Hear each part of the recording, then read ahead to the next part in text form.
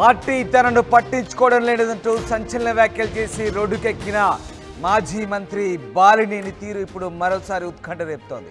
హైదరాబాద్లో మంతనాలు జరుపుతున్నారు బాలినేనిని వైసీపీ ముఖ్య నేతలు కలిసి వస్తున్నారు. వైసీపీని వీడి బాలినేని జనసేనలోకి వెళ్తారంటూ చర్చ సాగుతోంది. సెప్టెంబర్ మొదటి వారంలో వైసీపీకి రాజీనామా చేస్తారనే టాక్ నడుస్తోంది. అందుకే ఒంగోలులో ఉండకుండా హైదరాబాద్లో మకాం పెట్టినట్టుగా తెలుస్తోంది. జాయిన్ ఓకే అనుకున్న సమయంలో అటు జనసేన ఝలక్ ఇచ్చింది. అవినీతి పరులకు ఎంట్రీ లేదంటూ తేల్చి చెప్పింది జనసేన. ఇప్పుడు బాలినేని దారి ఏటనే చర్చ సాగుతోంది. బాలినేని బీజేపీలోకి వెళ్తారా లేదంటే రిటైర్మెంట్ ప్రకటిస్తారనే చర్చ సాగుతోంది. ఇప్పటికే టీడీపీలో ఒంగోలు మేయర్ డిప్యూటీ మేయర్ చేరారు. దీంతో బాలినేని వ్యవహారం ప్రస్తుతం చర్చనీయాంశంగా మారింది. మరోవైపు ఈవీఎంల వ్యవహారంలో పార్టీ తనకు ఏమాత్రం సహకరించడం లేదంటూ బాలినేని సంచలన వ్యాఖ్యలు చేశారు. పార్టీ తనను పట్టించుకోవడం లేదంటూ ఆయన చేసిన వ్యాఖ్యలు సంచలనం రేపాయి. దీంతో పాటు బాలినేని ఇక పార్టీని వీడతారంటూ చర్చ సాగుతున్న నేపథ్యంలో ప్రస్తుతం ఆయన హైదరాబాద్లోనే మకాం వేశారు. ప్రస్తుతం బాలినేని వ్యవహారం ఏపీలో ఉత్కంఠ రేపుతోంది. హైదరాబాద్లో ఉన్న బాలినేని వైసీపీ ముఖ్య నేతలు కలిసి వస్తున్నారు. వైసీపీని వీడి జనసేనలోకి వెళ్తారంటూ ప్రచారం సాగుతున్నప్పటికీ జనసేన డోర్లు మూసుకుపోయాయి. అయితే ఆయన మరి బీజేపీలో చేరుతారా, ఏం చేయబోతున్నారని మాత్రం ప్రస్తుతం ఆసక్తికర చర్చకు దారితీస్తోంది. ఎస్, మా ప్రతినిధి శ్రీనివాస్ ఒంగోలు నుంచి జాయిన్ అవుతున్నారు. శ్రీనివాస్, బాలినేని వ్యవహార శైలి ప్రస్తుతం చర్చనీయాంశంగా మారుతోంది. ఆయన జనసేనలో చేరుతారనుకుంటే జనసేన డోర్స్ క్లోజ్ అయ్యాయి. మరి బాలినేని ఏం చేయబోతున్నారు, ఎలాంటి స్టెప్ తీసుకోబోతున్నారు? రామదాసు మొదటి నుంచి కూడా ఒంగోలు నియోజకవర్గం 2024 ఎన్నికలు కాకముందు నుంచి కూడా బాలినేని శ్రీనివాసరెడ్డి మాజీ మంత్రులు ఎవరైతే ఉన్నారో అతను పెద్ద చర్చనాంశం మారింది. ఎందుకంటే ఎన్నికలకు ముందు 2024 ఎన్నికలకు ముందు టీడీపీ నుంచి ప్రాతినిధ్యం వహించాలని చెప్పేసి చాలా ప్రయత్నాలు చేశారని చెప్పి అప్పట్లో పెద్ద చర్చ జరిగినప్పటికీ కూడా ఆ ద్వారాలు పూర్తిగా టీడీపీ నుంచి మూసుకుపోవడం నేపథ్యంలో మరోసారి ఎన్నికల తర్వాత జనసేనకి ప్రయత్నిస్తున్నారని చెప్పేసి అయితే ఒక ఊహాగానాలు అయితే ఇక్కడ దావనంలో అయితే ఒంగోలులో వ్యాపిస్తుంది. అదేవిధంగా దానికి తగ్గట్టుగానే ఆయన చేస్తున్న మంత్రాలు, అదేవిధంగా ఒంగోలు వైసీపీ క్యాడర్కి సంబంధించి హైదరాబాద్ లో మకాం వేస్తూ అక్కడే మంత్రాలు చేస్తున్నారు. అదేవిధంగా దానిసేనలోకి వెళ్లేదాని కోసం కూడా గట్టి ప్రయత్నాలు చేస్తున్నారని చెప్పేసి కూడా అతను క్యాడర్ కొంతమంది బయటికి చెప్పినప్పటికీ కూడా అంతర్గతంగా చెప్తున్న పరిస్థితి. దానికి సంబంధించిన ఏర్పాట్లు కూడా చేశారు.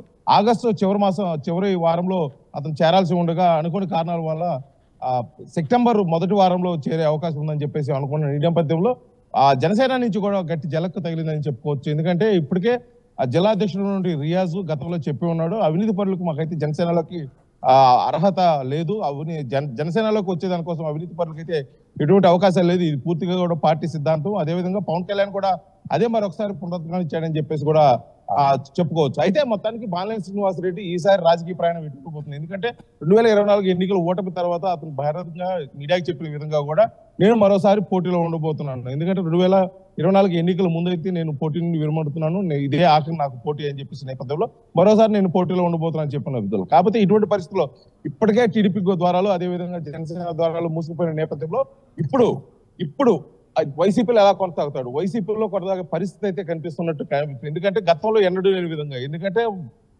వైఎస్ జగన్మోహన్ రెడ్డి వైఎస్ఆర్సీపీ పార్టీ పెట్టిన మొదటిసారే అతను కాంగ్రెస్ పార్టీకి రాజీనామా చేసి వైఎస్ఆర్సీపీలోకి వచ్చి అక్కడి నుంచి పోటీ చేసి గెలిచిన ఘనత ఉన్నటువంటి బాలినేని శ్రీనివాసరెడ్డి ఈసారి ఎన్నడూ లేని విధంగా తనపై వస్తున్న అవినీతి ఆరోపణలు, అదేవిధంగా ఈవీఎంలపై వస్తున్నదానికి పార్టీ నుంచి ఎటువంటి సపోర్ట్ లేదని చెప్పేసి కూడా బహిరంగంగా కూడా అతను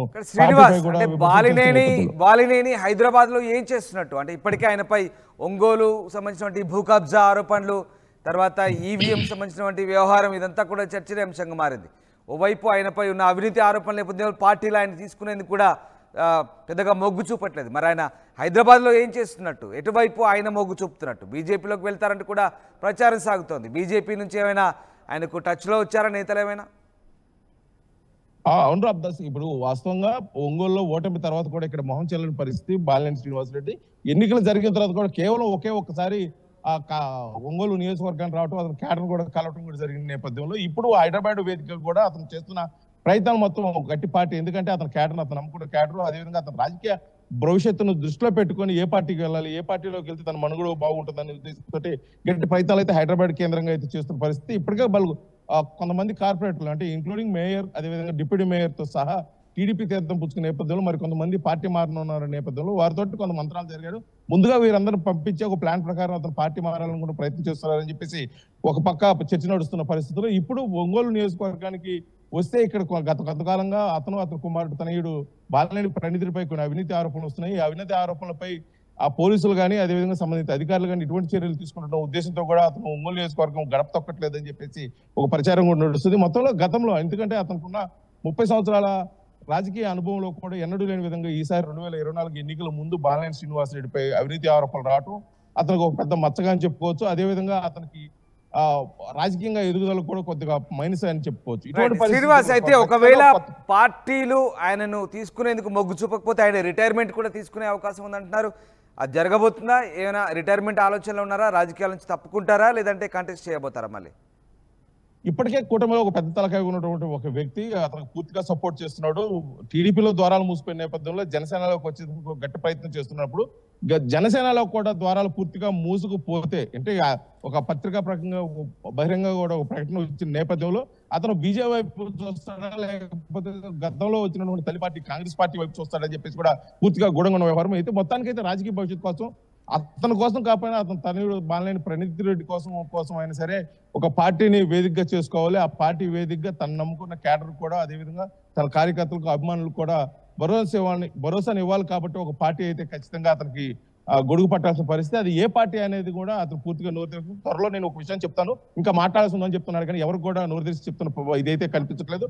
మొత్తానికైతే మటుకి అతను చేస్తున్న ప్రయత్నాలను బట్టి చూస్తే జనసేనలోకి గట్టిగా వెళ్తారని చెప్పేసి కాకపోతే జనసేన అధిష్టానం నుంచి ఇప్పటికే క్లియర్ కట్ గా మేము వచ్చే ప్రసక్తే లేదా తీసుకునే ప్రసక్తే లేదు అవినీతి పనులకైతే అవకాశం లేదని చెప్పేసి ఆ జనసేన చెప్పిన నేపథ్యంలో అతని ప్రయత్నాలుగా అతనైతే గట్టిగా చేస్తున్నాడు. ఖచ్చితంగా సెప్టెంబర్ మొదటి వారంలో జనసేనకు వెళ్తారని చెప్తున్నారు. కాకపోతే ఈ రెండు కాని పక్షంలో ఖచ్చితంగా బీజేపీ వైపు కాంగ్రెస్ వైపు రాజకీయ రిటైర్మెంట్ తీసుకునే ప్రసక్తి అయితే లేదు. ఎందుకంటే ఇప్పటికే ప్రకటన చేశాడు 2024 ఎన్నికల్లో గెలిపిస్తే నేను ఈసారి పోటీ నుంచి తప్పుకుంటారు. 2029 ఎన్నికల్లో మా తనయుడు బాలినేని ప్రణీత్ రెడ్డి రాజకీయ అరగ్రేటం చేస్తారని చెప్పిన నేపథ్యంలో మొన్న జరిగిన పత్రికల సమావేశంలో కూడా నేను మరోసారి రాజకీయంగా నేను అందరికీ సేవలు అందించేదాని కోసం ఉన్నారు, ప్రజలు నా వంతు ఉన్నారని చెప్పేసి ఇప్పటికే అదే చెప్తున్నాడు.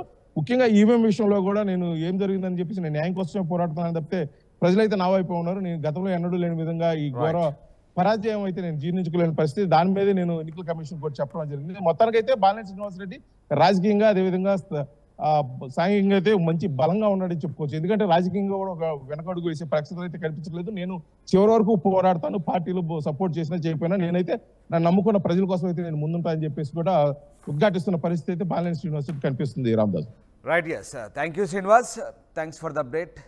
బాలినేని శ్రీనివాసరెడ్డి ఒంగోలును వీడి హైదరాబాద్లో మకాం వేశారు. ఎందుకు? ఆయన సెప్టెంబర్ మొదటి వారంలోనే వైసీపీకి రాజీనామా చేస్తారనే టాక్ నడుస్తోంది. వేరే పార్టీలోకి మారతారంటూ ప్రచారం సాగుతుంది. ఇప్పటికే టీడీపీ జనసేన ద్వారాలు మూసిపోవడంతో మరి బాలినేని బీజేపీలో చేరతారా లేదా కాంగ్రెస్లో చేరతారనే ప్రచారం అయితే జోరందుకుంది. ప్రస్తుతానికి బాలినేని అనుసరణ ఒక్కొక్కరిగా ఆయన పార్టీలు మార్పిస్తున్నారు. తాజాగా ఆయన కూడా పార్టీ మారతారని ప్రచారం సాగుతుంది. వైసీపీ నేతలు తనను పట్టించుకోవడం లేదంటూ బాలినేని బహిరంగ విమర్శలు చేసి ఆయన పార్టీపై అసంతృప్తిని వెల్లగక్కిన నేపథ్యంలో ప్రస్తుతం బాలినేని వ్యవహార శైలి ఏపీ వ్యాప్తంగా చర్చనీయాంశంగా మారింది.